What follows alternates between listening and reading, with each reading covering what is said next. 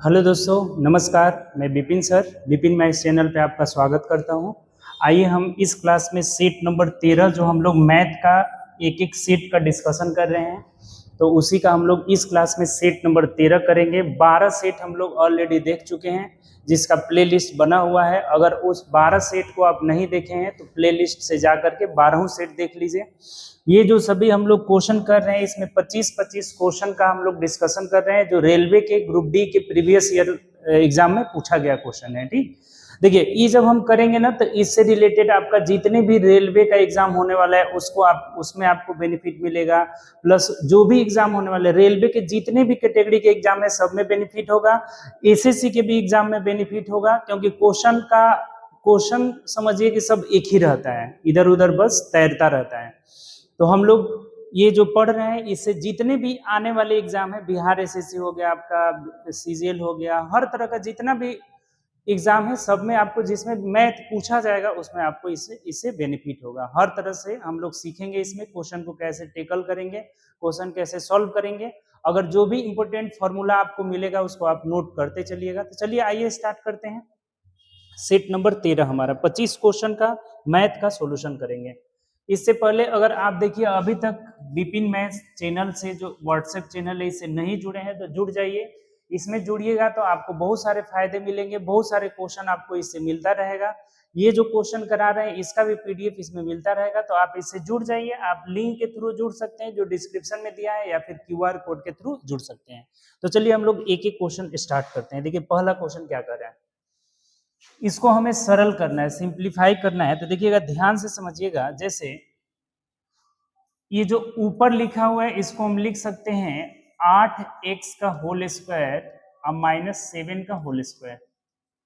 तो ए square minus B square का formula होता है कि 8x plus 7 into 8x minus 7, 8x minus 7 ए प्लस बी इंटू ए माइनस बी। और नीचे क्या दिया हुआ है, तो नीचे दिया है 8x माइनस 7, यहाँ पे -8x है। तो एक बात बताइए कि ये इससे कट जाएगा तो हमारा क्या रिजल्ट होगा, 8x प्लस 7 और -8x। तो 8x खत्म हो जाएगा, यानी कितना बच जाएगा 7, जो कि इस क्वेश्चन का आंसर होगा जो ऑप्शन नंबर ए में दिया हुआ है। बताइए ये आसान क्वेश्चन है। आपको पता है कि ए स्क्वायर माइनस बी स्क्वायर बराबर ए प्लस बी इंटू ए माइनस बी होता है। तो ए माइनस बी से ए माइनस बी कट जाएगा, 8x से 8x भी कट जाएगा, चूंकि प्लस माइनस में है तो आंसर क्या हो जाएगा, 7 हो जाएगा। चलिए आगे बढ़ते हैं नेक्स्ट क्वेश्चन की तरफ। दूसरा क्वेश्चन देखिएगा, सेकेंड नंबर क्वेश्चन क्या कह रहा है। देखिए क्वेश्चन नंबर 2, एक बाइक 80 किलोमीटर की दूरी 40 किलोमीटर प्रति घंटे की चाल से 80 किलोमीटर की दूरी 40 के स्पीड से जा रहा है। अगली 30 किलोमीटर की दूरी 10 के स्पीड से जा रहा है। तो कह रहा है कि इसका एवरेज स्पीड क्या होगा। देखिए आपको पता होगा, नहीं पता होगा तो नोट करके लिख लीजिएगा कि औसत चाल जो होता है ना, औसत चाल बराबर होता है टोटल डिस्टेंस, यानी कुल दूरी बट्टा कुल समय होता है। कुल दूरी बट्टा कुल समय। हमेशा कुल दूरी को ऊपर रखा जाएगा तथा कुल समय को कहाँ रखा जाएगा, नीचे रखा जाएगा। ये बात आपको ध्यान रखना होगा। टोटल डिस्टेंस बट्टा टोटल टाइम। तो टोटल डिस्टेंस कितना हो जा रहा है, तो पहले यहाँ 80 किलोमीटर गया और यहाँ 30 किलोमीटर गया, तो 80 और 30 110 हो गया, 110 और बट्टा ये 80 जो गया है 40 की स्पीड से गया है, तो यहाँ 2 घंटा लगेगा। तो नीचे हमें समय लेना है, समय ले लेना है। यहाँ पे ये 2 बार म लिखा गया, इसको हटा दीजिए समय। तो एक बात बताइए कि यहाँ 80 किलोमीटर 40 की स्पीड से जा रहा है, तो 2 घंटा, समय बराबर दूरी बट्टा चाल।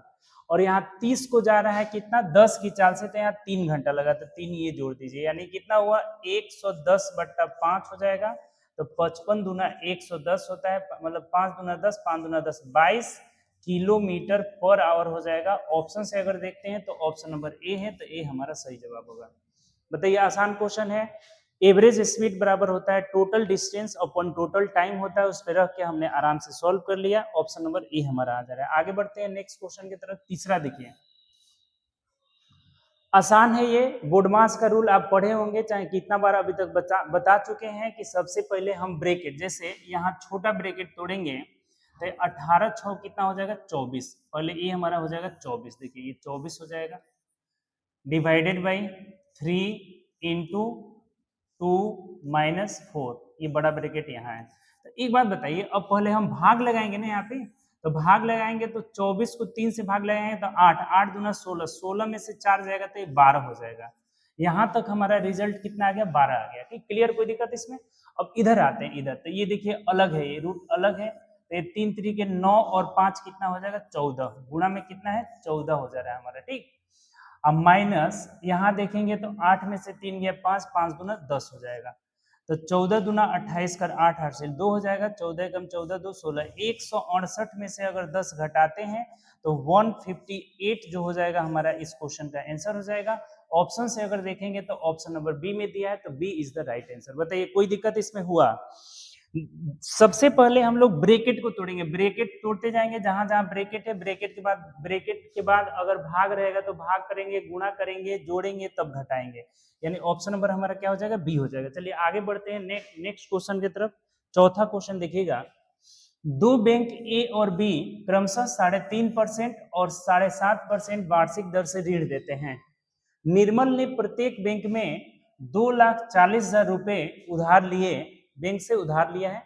2 वर्ष के बाद निर्मल द्वारा बैंकों को दी जाने वाली साधारण ब्याज की राशियों के बीच अंतर क्या होगा। तो देखिए ऐसा भी क्वेश्चन आ चुका है, कभी भी अगर एसआई का बात करेगा ना तो आर इंटू टी, रेट और टाइम में गुणा कर लेंगे, जो प्रतिशत आएगा वही किसका प्रतिशत कहलाता है, एसआई का। तो अब देखिए यहां से ध्यान से समझिएगा,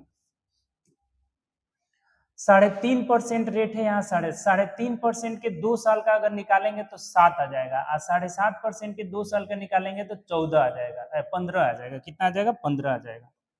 7 दूना 14, 1 15, ये हो जाएगा कितना, 3.5 दूना 7, तो इसका अंतर हो जाता है कितना, 8% हो जाता है। तो यही यहाँ से अंतर हम निकाल लेंगे, डिफरेंस हमारा 8% हो जाएगा, जो कि मूलधन कितना है, तो 2,40,000 रुपए का, 40,000 रुपए का कितना निकाल लेना है, 8%, 8/100।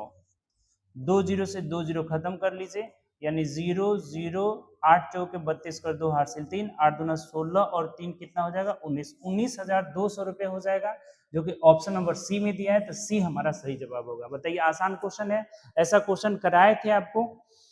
कभी भी एसआई की बात करेगा तो आरटी हो जाएगा, आरटी दोनों में हमने निकाल लिया, तो अंतर 8%, तो 8% का मान आ जा रहा है कितना, 19,200, ऑप्शन नंबर सी हो जाएगा। आगे बढ़ते हैं, 5 नंबर क्वेश्चन देखते हैं। 5 नंबर क्वेश्चन अगर देखते हैं कि यदि किसी संख्या का 20% 20% में 96 जोड़ा जाता है, जैसे मान लीजिए वह संख्या x है, तो x की 20%, 20/100, इसमें कितना जोड़ना है, 96 जोड़ा जाता है, तो परिणाम वही संख्या यानी x ही मिल जाती है। तो अब देखिए यहाँ से ये 20 5 क्या हो गया, 100 हो गया, तो यहाँ से x प्लस 6 5 30, 9 5 45, 3 48, आई क्रॉस गुणा करेंगे तो ये हो जाएगा कितना, 5x हो जाएगा। एक साइड कर लीजिए, यानी 4x इज इक्वल टू हो जाएगा 480, तो x का मान हो जाएगा कितना, 120 हो जाएगा, 120। तो क्या बोला है आपसे, उस संख्या का 80%, यानी 120 का 80% निकालेंगे, 80/100, तो 2 जीरो से 2 जीरो कट जाएगा, 12 8 96, यानी 96 का मतलब ऑप्शन नंबर हमारा कितना हो जाएगा, डी हो जाएगा। D is the right answer. बताइए कोई दिक्कत अभी तक हो रहा है, आसान क्वेश्चन आ रहा है। ये सभी क्वेश्चन एग्जाम में पूछे गए हैं, रेलवे के एग्जाम में, तो आप ध्यान से देखिए, अंत तक बने रहिए, आपको हर चीज क्लियर हो जाएगा। ठीक, कौन सा आंसर हो गया हमारा, ऑप्शन नंबर क्या हो जाएगा, डी हो जाएगा। चलिए 6 नंबर क्वेश्चन की ओर बढ़ते हैं। 6 का कह रहा है कि कॉसेक थीटा का मान दे रखा है और साइन 2 प्लस कॉसेक 2 कॉसेक 2 का मान पूछ रहा है। देखिए दो फॉर्मूला आपको अगर ये नहीं याद होगा तो फिर दिक्कत होगा। जैसे साइन 2 थीटा, चाहे साइन 2 थीटा का मान होता है 2 sine theta into cos theta, और कॉस 2 थीटा का मान होता है, कॉस 2 थीटा का मान होता है cos square theta minus sine square theta. ये दोनों आप याद रखिएगा, नहीं तो फिर ये क्वेश्चन आपसे नहीं बनेगा। ठीक, देखिए ध्यान से समझिए, यहां हमारा दिया है cosec theta, cosec theta is equal to 5/4 दिया है, तो ये हो जाता है h और ये हो जाता है क्या, p हो जाता है। कॉसेक थीटा बराबर h/p। तो यहाँ से अगर b का मान निकालेंगे तो 3 आ जाएगा, 3 4 5 का ट्रिपलेट बनता है। ये बात तो सबको समझ में आता है। तो अब हमें निकालना है साइन 2 थीटा। तो साइन 2 थीटा का मान यहाँ लिख देते हैं 2 sign A into cos A plus 2 cos 2a का मान हो जाएगा कॉस स्क्वायर ए माइनस साइन स्क्वायर ए। अब बस मान रख देना है और कुछ इसमें नहीं है। जैसे देखिए यहाँ मान रख देंगे 2 इंटू साइन ए, साइन ए बराबर ये उलट जाएगा यानी कि 4/5 हो जाएगा, इंटू कॉस ए बराबर होता है b/h यानी कितना हो जाएगा 3/5 हो जाएगा, प्लस 2 इंटू कॉस स्क्वायर, तो 3/5 का स्क्वायर करेंगे तो 9/25 हो जाएगा, माइनस साइन मतलब 4/5 का स्क्वायर करेंगे तो 16 कितना हो जाएगा 25 हो जाएगा। बस अब घटा लेना है, कुछ नहीं है इसमें, ये कट नहीं रहा है तो 4 दूना 8 तरीके 24/25 आ जाएगा, 24/25 आ जाएगा, 4 दूना 8 तरीके 24, और प्लस यहाँ कितना आ रहा है 9/25 में से 16/25 घटाएंगे तो माइनस 7/25 आ जाएगा, जो कि गुणा करेंगे तो यहाँ 14 कितना आ जाएगा 25 आ जाएगा। तो 24 में से 14 गया यानी कि 10/25 सॉल्व कर लीजिए तो 5 दूना 10, 5×5 25 आ जा रहा है, यानी 2/5 इस क्वेश्चन का आंसर होगा, जो कि ऑप्शन नंबर किस में दिया है, तो ऑप्शन नंबर सी में दिया है। देखिए सिंपल सा क्वेश्चन है, मतलब आपको अगर फॉर्मूला याद रहा तो आपको सिंपल लगेगा, नहीं फॉर्मूला याद रहा तो फिर आपको क्या होगा, दिक्कत होगा। ये दोनों फॉर्मूला याद रखना है और बस यहाँ फॉर्मूला पर मान बैठा दिए हैं, कॉसे का मान दिया था तो इससे साइन और कॉस का मान रख के बैठा दिए हैं, तो हमारा आंसर कितना आ जा रहा है 2/5 आ जा रहा है, जो कि ऑप्शन नंबर सी में दिया हुआ है। चलते हैं आगे बढ़ते हैं। 7 नंबर कह रहा है कि 3596 को 3 व्यक्तियों एम एंड टी के बीच इस प्रकार बांटा जाता है कि एम, ऐसा क्वेश्चन पिछले क्लास में आया था, 3 व्यक्ति हैं, एक एम है, एन है और टी है, इनका रेशियो हम निकाल लेते हैं, संयुक्त रेशियो। तो एम और एन का रेशियो है 6:8। देखिए अब यहाँ ध्यान से समझिए ना, ये जैसे 6:8 है तो इसको कटा के हम लिख देते हैं 2 6 और 2 चौके 8, यानी ये हो जाएगा कितना 4:3 हो जाएगा। यहाँ से हम लिख लेते हैं, आसान हो जाएगा आपके लिए, ये 3:4 हो जाएगा, 3 कितना हो गया 4 हो गया। अगला वाला जो n और t का रेशियो है वो कितना, ये भी कट जा रहा है, देखिए 3 3 9 और 3 दूना 6, तो ये हो जाएगा हमारा कितना, तो 3:2 हो जाएगा। एक साथ मिलाएंगे तो आपको क्या बताए थे, बताइए तो, कि जो खाली रहेगा बगल वाले से यहाँ 4 भर देंगे और यहाँ 3 भर देंगे, यानी 3 को 3 से गुणा करेंगे तो ये 9 आ जाएगा, 4 3 12 हो जाएगा और 4 दूना 8 हो जाएगा। यही रेशियो हो गया तीनों का, एम एन टी का रेशियो। ठीक, अब क्या कह रहा है, कह रहा है कि n का हिस्सा कितना होगा, n का कुल योग कितना है, तो 3596 बट्टा कुल योग यहाँ पे कितना रहा है, तो 12 8 20 और 9 कितना हो गया 29, गुणे टी, n का हिस्सा पूछ रहा है तो n का हिस्सा 12 है, तो 12 से क्या करेंगे हम गुणा कर लेंगे। अब देखिए ये अभाज्य संख्या है तो इसको कटा देना होगा। अब देखिए आपको कैसे कटाएंगे, तो आपको बता रहे हैं कैसे कटाएंगे। जैसे यहाँ 9 है, यूनिट डिजिट से कैसे निकालेंगे, यहाँ 9 है, यहाँ 6 है, तो 9 चौके 36, 4 बार में कट जा रहा है और 4 दूना 8 आ जा रहा है, तो 8 वाला हमारा एक ही में है, ऑप्शन नंबर बी में है, तो 1488 हमारा आंसर क्या हो जाएगा, बी हो जाएगा। बताइए ये बात आपको समझ में आया कि नहीं। ये 9 है तो यहाँ 4 बार में कटेगा, 9 चौकी 36, यहाँ 6 है ना, तो ये 4 यूनिट प्लेस आएगा और 4 में अगर 2 से गुणा करते हैं तो इकाई अंक 8 आएगा, जो कि ऑप्शन एक ही में दिया है 1488, तो यही हमारा आंसर हो जाएगा, यानी 7 का ऑप्शन नंबर क्या हो जाएगा, तो बी हो जाएगा। देखिए आपको कटाना नहीं पड़ा, अगर इसको कटाएंगे तो आपका टाइम क्या होगा, वेस्ट होगा, तो हमें कटाने की जरूरत नहीं है। अगर 2 को मान लीजिए 8 आ जाता तब तो कटाना पड़ता ही। तो आगे बढ़ते हैं नेक्स्ट क्वेश्चन की तरफ। 2 पेन और 3 पेंसिल की कीमत कितनी है, 35 रुपए है।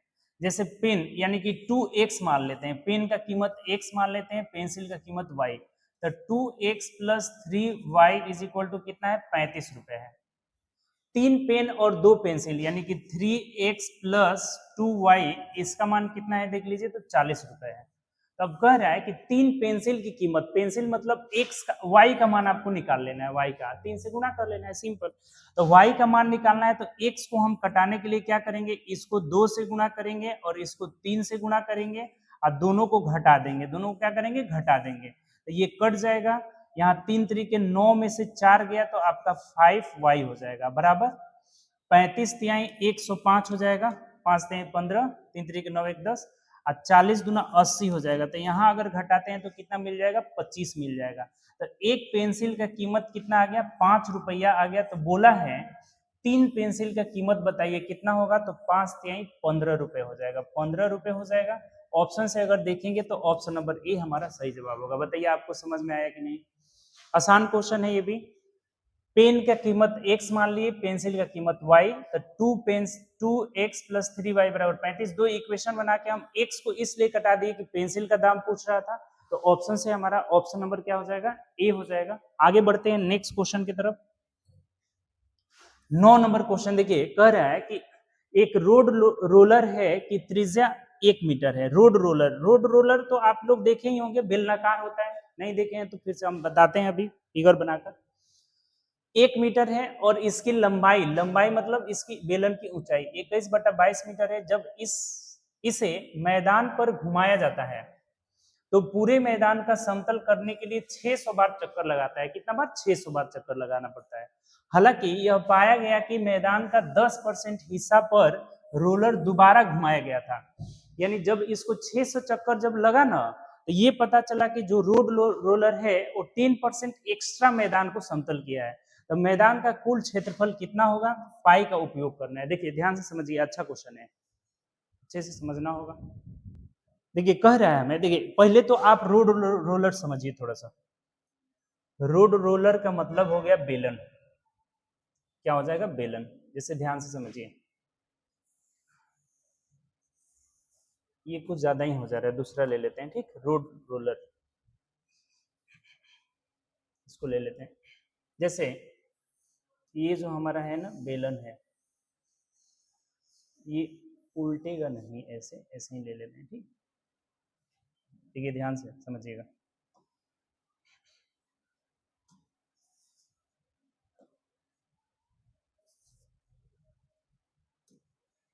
जैसे ये एक रोड रोलर है जिसकी त्रिज्या दिया हुआ है, ये इसका रेडियस दे रखा है, त्रिज्या 1 मीटर दिया हुआ है। ये रेडियस जो है 1 मीटर है। r इज इक्वल टू कितना है, 1 मीटर है, ठीक। रेडियस 1 मीटर है। और इसकी लंबाई, ये जो लंबाई है ना, ऊंचाई कहिए चाहे लंबाई, ये दिया है कितना आपका, तो 21/22 मीटर दिया हुआ है, 21/22 मीटर। अब एक बात बताइए, जैसे ये एक राउंड जब घूमेगा तो इसका जितना ये कर्व सरफेस एरिया उतना ही चक्कर लगाएगा, कितना बार में, एक राउंड में। तो इसका हम वक्र पृष्ठीय क्षेत्रफल निकाल लेते हैं। तो वक्र पृष्ठीय क्षेत्रफल होता है 2πr(h)। पाई का मान हमें क्या लेना है, 22/7। रेडियस कितना है 1, और गुणे ऊंचाई या लंबाई कितना है आपका, तो 21/22 है, 21/22। ये निकल गया इसका एक चक्कर लगाने पर इसका एरिया। कितना चक्कर लगाया है, 600 बार घुमा है, तो गुणे हम 600 कर लेते हैं, 600। तो ये पूरा जितना समतल किया है उसका एरिया निकल गया। तो ये बोला है 10% एक्स्ट्रा किया है, इसका मतलब ये 110% का मान ये दिया हुआ है, 110%। और इसका क्षेत्रफल पूछ रहा है, यानी इसका हमें 100% का मान निकालना है, इसका 100% का मान निकालना है। अब कुछ नहीं है, देखिए इसको इधर लिख देते हैं ताकि आसान रहेगा आपको समझने में। ये जो वैल्यू दिया है, किसका मान दिया है, 100% का मान दिया है, 110% का मान दिया है, 110, 110% का मान दे रखा है। और हमें 100% का मान आपसे क्या कर रहा है, पूछ रहा है, 100% का मान पूछ रहा है। ध्यान से समझिए, कुछ नहीं है इसमें, बहुत आसान क्वेश्चन है। जैसे ये 22 से 22 आराम से कट गया, 7 से कटाएंगे तो 7 तरीके कितना हो गया, 21 हो जाएगा। यहाँ आप कटा लेते हैं, यहाँ आप रहने दीजिए, चाहे 0 से 0 कटा भी सकते हैं। ये 0 से कटाएंगे, 1 0 यहाँ पे कट गया, ठीक। तो 11% का मान दे रखा है, कितना, 11। अब कटने वाला नहीं है, तो 3 दूना 6, 6 के 36, यानी 360/11 हो जाएगा, क्योंकि ये 11% का मान हो गया। और 100% का निकालना है, तो 100% का निकालना है ना, यहाँ 110 नहीं है, 100% का हमें निकालना है। 100% का मान निकालना है तो हम 100 से क्या करेंगे, गुणा कर देंगे, बस खत्म हो गया, और कुछ नहीं है। अब ये कटेगा नहीं, तो इधर हम ले लेते हैं कितना, 36,000 और बट्टा कितना हो जाएगा, 11। भाग देते रहिए, ऑप्शन देखते रहिए। 11 तिया 33 हो गया, 3 बचा, 11 दूना कितना हो जाएगा, 22, 11 दूना 22 हो जाएगा। फिर 8 बचेगा, 11 7 77 हो जाएगा। फिर आपका 3 बचेगा, यानी 11 दूना 22 हो जाएगा। तो देखिए एक ही ऑप्शन बनता है हमारा, ऑप्शन नंबर कौन सा, डी हो जाएगा। देखिए 32 72, 32 72, यहाँ 32 87 है, नहीं होगा। आगे अब बढ़ने की कोई जरूरत नहीं है, तो हमारा आंसर हो जाएगा कितना, 3272 सेंटीमीटर मीटर स्क्वायर है, मीटर स्क्वायर हो जाएगा। इसका क्या एरिया हो जाएगा। बोलिए समझ में आया कि नहीं।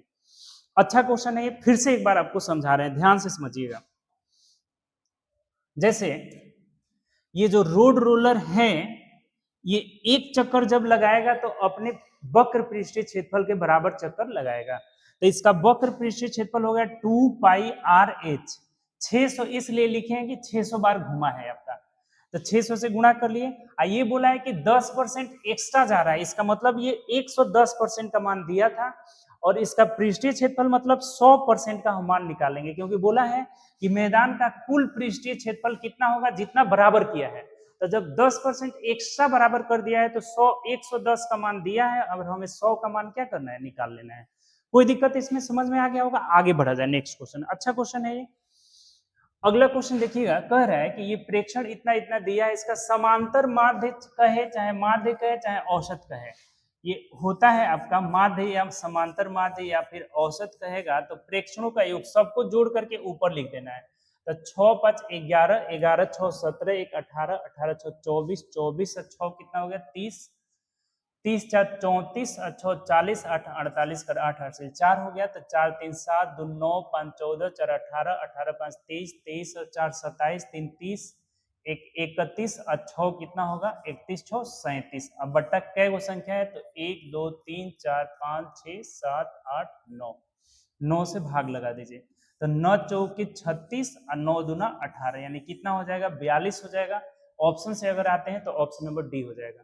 कभी भी एवरेज पूछा जाए, माध्य पूछा जाए, चाहे समांतर माध्य, देखिए क्या क्या पूछा जाता है आपसे, समांतर माध्य पूछा जाए, चाहे माध्य पूछा जाए, चाहे औसत पूछा जाए, ये सब एक ही तरह से निकलता है। कैसे, तो ऊपर प्रेक्षणों का योग बट्टा नीचे प्रेक्षणों की संख्या। क्लियर, कोई दिक्कत इसमें। आगे बढ़ा जाए, अगले क्वेश्चन की ओर बढ़ते हैं। ऑप्शन नंबर हमारा डी हो जाएगा।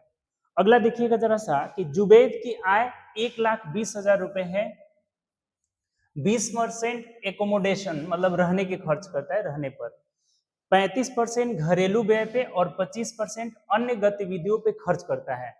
वह शेष राशि बचत करता है, तो उसकी कुल बचत सिंपल है। अगर 20% एकोमोडेशन में खर्च किया, 35% घरेलू खर्च, यानी दोनों मिला के 55 हो गया। अब 55 और 25% यानी कि 80% हो गया। 55 और 25 कितना हो गया, 80%। तो 80% खर्च कर दिया तो 20% बचाता है। तो 1,20,000 का 20% आप निकाल लीजिए, इसका सेविंग निकल जाएगा 20%, यानी 20 पच्चीस 100 हो जाएगा। 5 से इसको कटा लेंगे तो कितना होगा, 5 दूना 10, 5 चौको 20, यानी कितना हो जाएगा, 24,000 ये सेविंग करता है। ऑप्शन से अगर देखेंगे तो ऑप्शन नंबर डी में दिया है, तो D is the right answer. कोई दिक्कत इसमें। टोटल खर्चा ये सब जोड़ लिए 80%, इसका मतलब 20% सेविंग करता है। तो 1,20,000 का 20%, ऑप्शन नंबर डी हो जाएगा। आगे बढ़ते हैं, नेक्स्ट क्वेश्चन, क्वेश्चन नंबर 12। एक दुकानदार एक खिलौना 200 में बेचा और 200 में खरीदा और 280 में बेच दिया, यानी 80 का बेनिफिट हुआ है किस पर, 200 पर। प्रतिशत के लिए 100 कर लीजिए। देखिए ऐसा भी क्वेश्चन आता है, 40% हमारा प्रॉफिट हो जाएगा, यानी ऑप्शन नंबर कौन सा हो जाएगा, डी हो जाएगा। ऐसे भी क्वेश्चन को प्रैक्टिस कर लेना है। 13 नंबर क्वेश्चन देखिए क्या कह रहा है। 1000 में जोड़ी जाने वाली वह न्यूनतम संख्या, 1000 में जोड़ी जाने वाली न्यूनतम संख्या लेना है जिससे कि ये 45 से कट जाए, 45 से। तो ये करना क्या है, कुछ नहीं करना है, 45 से इसको भाग लगा दीजिए। 45 दूना 90, 10 बच गया 100। फिर अगर 2 बार में ले जाएंगे ना तो फिर घटाने वाले, चाहे 45 दूना मान लीजिए हम 90 कर लेते हैं, 90 शेष हमारा जो 10 बचा, तो इन दोनों के अंतर को हमेशा जोड़ा जाता है। अंतर को हमेशा क्या करा जाता है, जोड़ा जाता है, जोड़ा जाता है। अगर जोड़ने वाली संख्या बोलेगा तो इन दोनों को अंतर, यानी अंतर कितना हुआ, 35। तो जब 35 को हम जोड़ देंगे तो ये पूरी तरह से कट जाएगा, यानी आंसर क्या हो जाएगा, सी हो जाएगा। देखिए दो बात आपको बता रहे हैं, ध्यान से समझिएगा। अगर हमें कहेगा जोड़ने वाली संख्या, जोड़ने वाली संख्या, इसको नोट करके आप लिख लीजिएगा। ऐसे क्वेश्चन में अगर बोलेगा कि जोड़ने वाली संख्या क्या होगी, तो आपको ध्यान में रखना है कि जोड़ने वाली संख्या क्या होती है, तो भाजक माइनस भाजक भाजक माइनस शेषफल, शेषफल इसे जब हम जोड़ेंगे तो ये पूरी तरह से क्या हो जाएगा, कट जाएगा।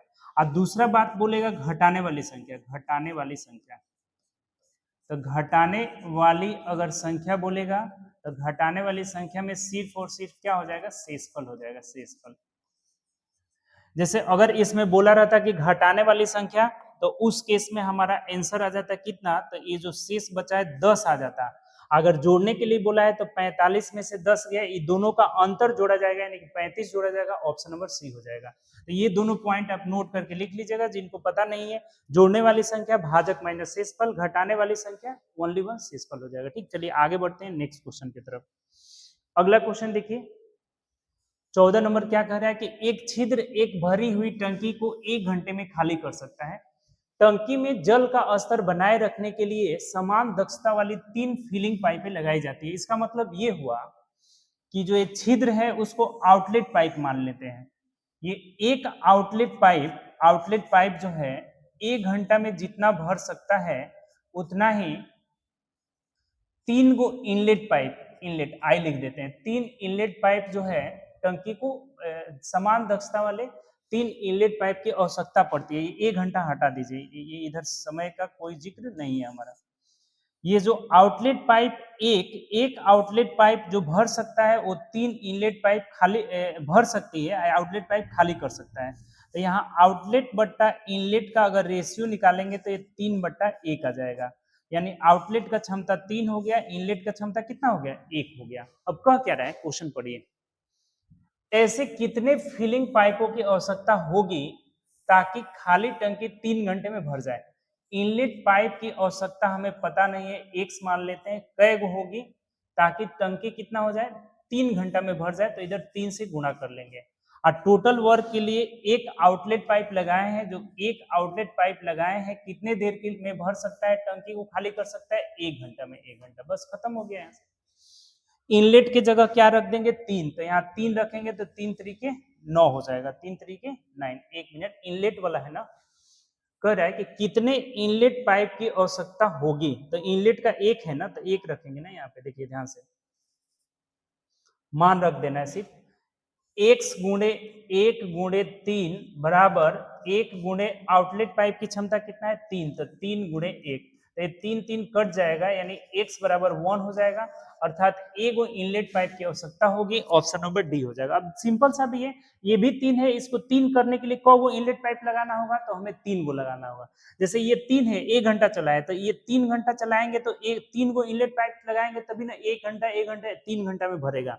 अच्छा, ये सिंपल इनलेट पाइप की संख्या x मान लिए, गुणे 3 घंटा चल रहा है, तो आउटलेट पाइप 1 घंटा में पूरा खाली कर दे रहा है, तो इनलेट की जगह 1 रख दिए, यहाँ पे 1 है, और आउटलेट की जगह 3 रख दिए, तो कै गो संख्या आ रहा है, 1 आ रहा है। अच्छा क्वेश्चन, ये भी थोड़ा सा फंसाया हुआ है, ट्रिकी। ऑप्शन देखिए, क्वेश्चन नंबर कौन सा, 15। 63 मीटर, 163 मीटर और 117 मीटर लंबी दो रेलगाड़ियां 93 किलोमीटर पर आवर और 33 किलोमीटर पर आवर की चाल से एक ही दिशा में चल रही है। तो जहां डायरेक्शन यहाँ पे सेम आया तो क्या हो जाएगा, इनका रिलेटिव स्पीड घट जाएगा, यानी 60 किलोमीटर पर आवर हो जाएगा। रिलेटिव स्पीड कितना हुआ, 60 किलोमीटर पर आवर। तेज चलने वाली ट्रेन धीमी चलने वाली ट्रेन को कितने देर में पार करेगी, तो इस कंडीशन में टाइम हो जाएगा, टाइम बराबर L1 प्लस L2 बट्टा रिलेटिव स्पीड हो जाता है। तो L1 L2 दोनों जोड़ दीजिएगा तो 7 3 10, 6 और 1 7 और 1 8 हो जाएगा। और इधर एक 280 बट्टा रिलेटिव स्पीड 60 था, किलोमीटर पर आवर को मीटर पर सेकेंड में बनाने के लिए 5/18 से गुणा कर लेंगे, 0 से 0 हो जाएगा, 36 18 हो जाएगा। यानी कि अब यहाँ पे क्या कर लेना होगा, 28 3 8 तरीके 24, 3 दूना 6 और 2 8 हो जाएगा, 84/5 हो जाएगा। तो 16 5 80, 5 एकम 5, 5 6 के 30, 5 8 40, यानी 16.8 सेकेंड का समय लग जाएगा। ऑप्शन से देखेंगे तो ऑप्शन नंबर बी हो जाएगा।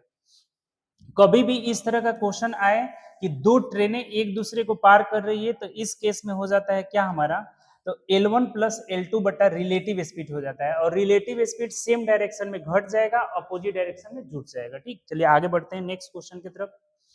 ऑप्शन नंबर बी हो जाएगा।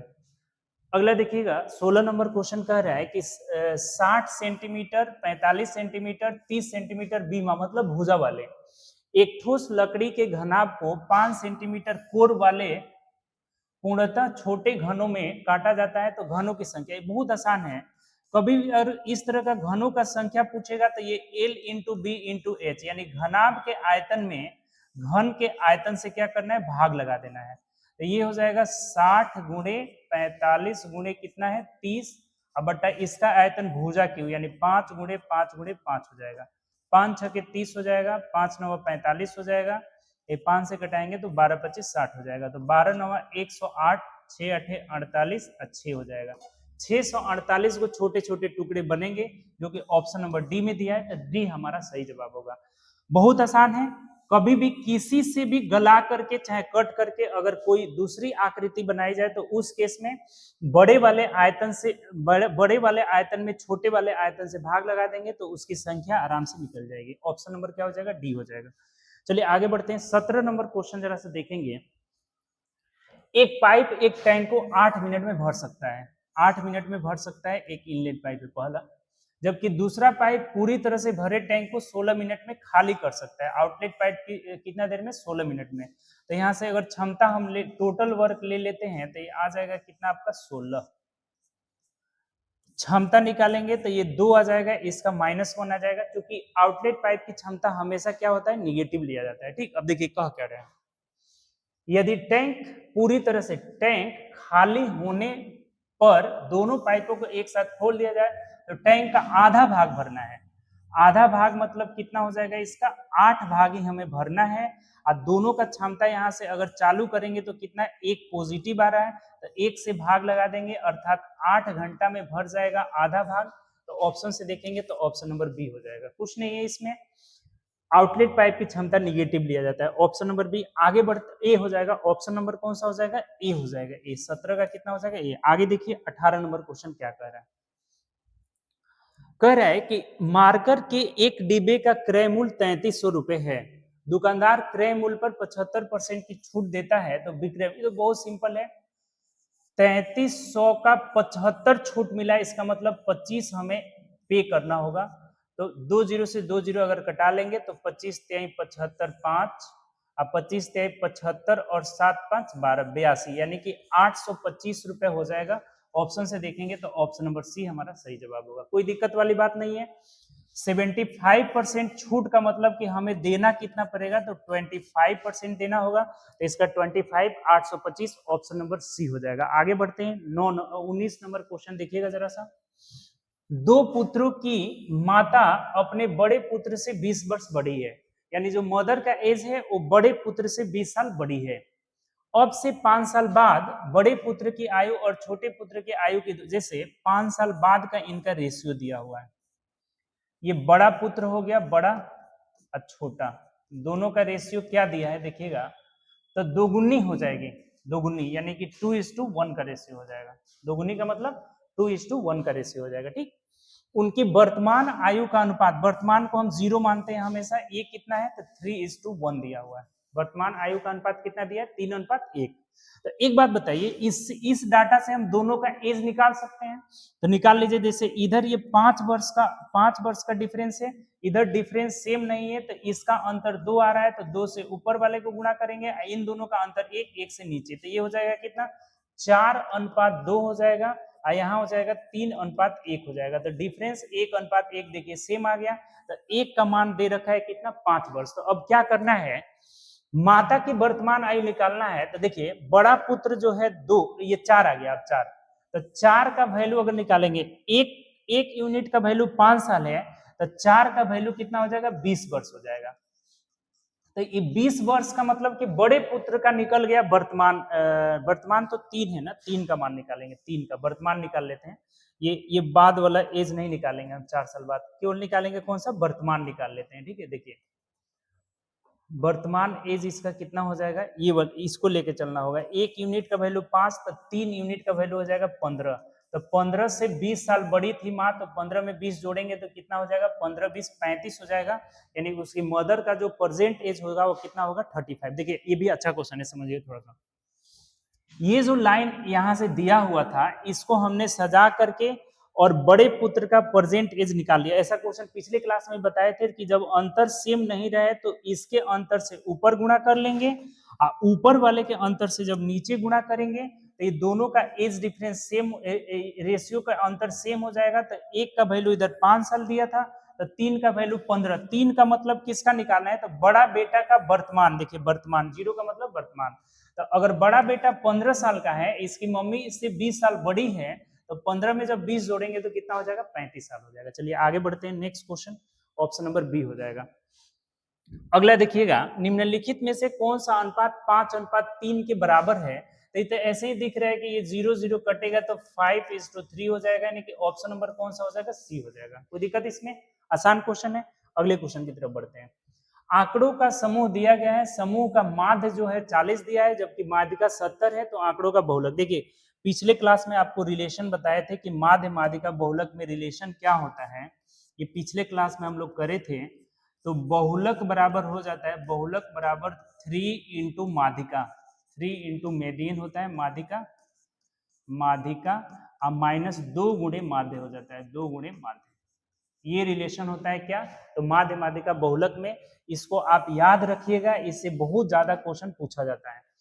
तो हमें आंकड़ों का बहुलक ही निकालना है, तो कोई दिक्कत वाली बात नहीं है। 3 गुणे माध्यिका, देखिए मीडियन कितना है, तो इसकी माध्यिका 70 है, तो 70 अब माइनस 2 गुणे माध्य, यानी कि माध्य कितना है, 40 है। माध्य कितना है, 40। तो बस सिंपल, 7 त्रिके 21, यानी कि 210 में से घटा लेना है, 40 दूना 80, तो ये हो जाएगा 0, 11 में से 8 गया 3, यानी 130 जो हो जा रहा है बहुलक हो जा रहा है। अगर ऑप्शन से हम देखते हैं तो ऑप्शन नंबर हमारा कौन सा हो जाएगा, ए सी हो जाएगा। कोई दिक्कत इसमें, आसान क्वेश्चन है। इस पर हम रख लेंगे कि बहुलक बराबर 3 गुणे माध्यिका माइनस 2 गुणे माध्य, ऑप्शन नंबर सी हो जाएगा। आगे बढ़ते हैं नेक्स्ट क्वेश्चन की तरफ। एक आयत एबीसीडी के अंदर कोई बिंदु P है, यदि P बराबर इतना है, देखिए इसका तो फिगर बनाइए आप, एक रेक्टेंगल है आयत, आयत के अंदर कोई बिंदु P है, एबीसीडी इसका नाम दे देते हैं ABCD। तो ये जो P बिंदु है, P यहां से PA सबको मिला दीजिए, PA का मान दिया हुआ है, PA, PB, PC और PD, इस सब का मान दिया हुआ है। देखिए ये P बिंदु है, यहां से हम लिख लेते हैं एक बार। PA कितना दिया हुआ है, PA बराबर 87, PA बराबर 87 दिया हुआ है।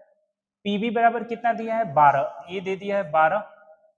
PC कितना दिया है, PC तो PC दिया है 96, और PD का मान ये पूछ रहा है कितना होगा। तो देखिए एक बात ध्यान रखिएगा, इससे क्वेश्चन एसएससी रेलवे सब में पूछा गया है।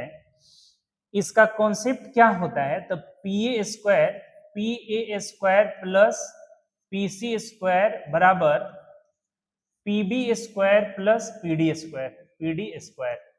इसको याद कैसे रखेंगे, देखिए याद करने का तरीका बता रहे हैं।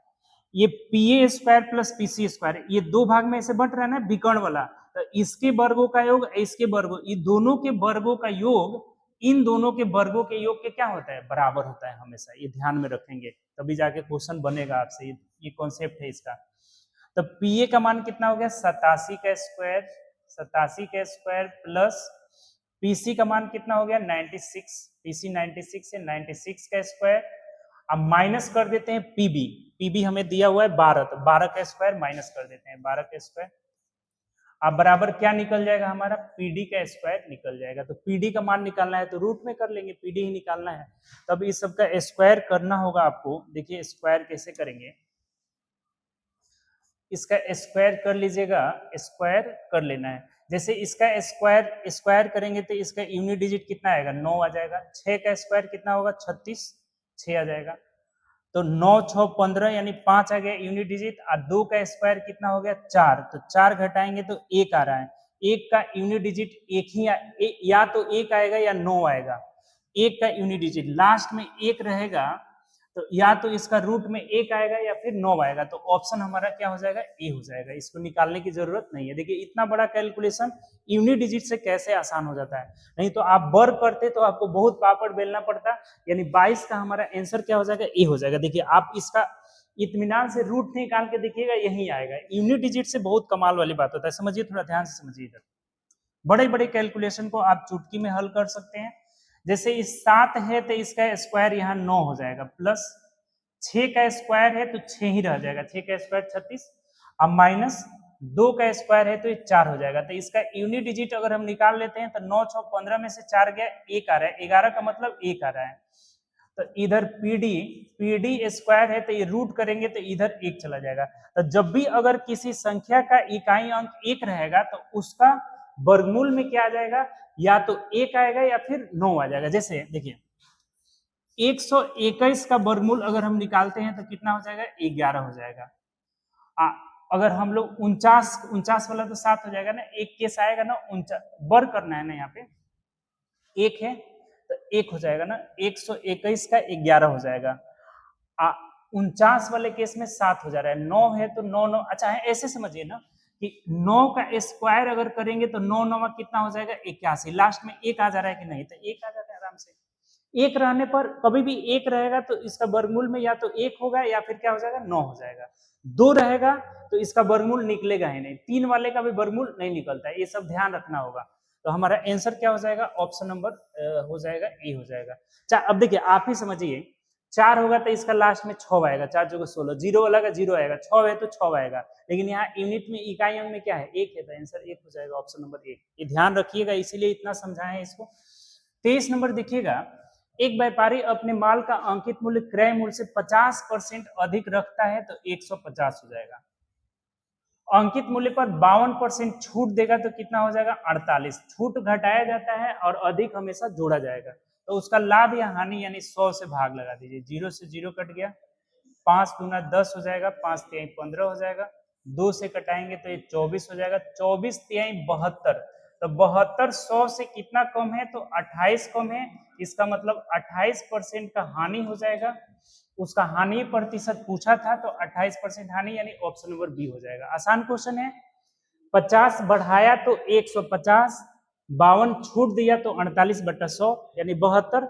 100 से कम होगा तो हानि और 100 से ज्यादा होगा तो लाभ। ऑप्शन नंबर कौन सा हो जाएगा, बी हो जाएगा, 23 का बी। आगे बढ़ते हैं 24 नंबर। ये देखिएगा जरा सा, आपको एक फॉर्मूला अगर नहीं पता हुआ तो लिख लीजिएगा, A cube minus B cube बराबर होता है A minus B into A square plus A B plus B square. देखिए क्या होगा, इसका फॉर्मूला हो गया A minus B into A square plus A B plus B square. तो एक बात बताइए कि ये चीज यहाँ दिया हुआ है, ए स्क्वायर, ये दोनों को गुणा करेंगे तो ए बी आएगा, अब प्लस बी स्क्वायर, तो इससे कट जाएगा, यानी कि इसका आंसर होगा ए माइनस बी। तो ए माइनस बी का मतलब 0.66 में से 0.22 हटाएंगे तो 0.44 हमारा आंसर हो जाएगा। ऑप्शन से देखेंगे तो ऑप्शन नंबर ए हो जाएगा। ऐसे क्वेश्चन में पेन भी उठाने की जरूरत नहीं है, ए माइनस बी खाली बच जाएगा, ए क्यू प्लस बी क्यू का फॉर्मूला याद रहा तो ए माइनस बी का मतलब 0.44 हो जाएगा। आगे बढ़ते हैं नेक्स्ट क्वेश्चन की तरफ।